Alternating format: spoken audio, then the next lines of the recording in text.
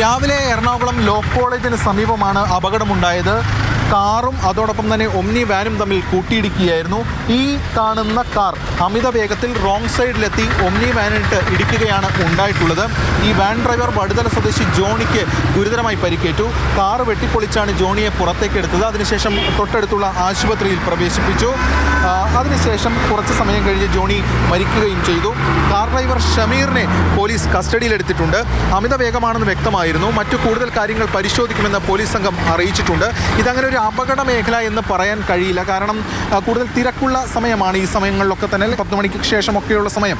പക്ഷേ രാവിലെ ആയതുകൊണ്ട് വാഹനങ്ങൾ കുറവായിരുന്നു. അതുകൊണ്ട് ഈ കാർ അമിത വേഗത്തിലായിരുന്നു എന്നതാണ് മനസ്സിലാക്കുന്നത്. ഇതിന് അങ്ങോട്ട് മാറി കുറച്ചപ്പുറത്ത് അപകട മേഖലയുണ്ട്. അവിടെ സ്ഥിരം അപകടങ്ങൾ നടക്കുന്ന ഒരു ഇടം കൂടിയാണ്. സ്വകാര്യ ബസ്സുകളൊക്കെ എത്തി അപകടം ഉണ്ടാക്കുന്നൊരിടം കൂടിയാണ്. പക്ഷേ ഇപ്പോൾ ഈ മേഖലയെ സംബന്ധിച്ചിടത്തോളം അങ്ങനെ ഒരു ഡാർക്ക് സ്പോട്ട് അല്ലെങ്കിൽ ബ്ലാക്ക് സ്പോട്ട് എന്ന് പറയാൻ കഴിയുന്ന ഒരിടമല്ല. എന്നാൽ പോലും ഇതിൽ മറ്റ് അപകട കാരണം ഉൾപ്പെടെയുള്ള സംഭവം സംബന്ധിച്ച് കൂടുതൽ പരിശോധന നടത്തുമെന്ന് പോലീസും മറ്റുമൊക്കെ വ്യക്തമാക്കിയിട്ടുണ്ട്.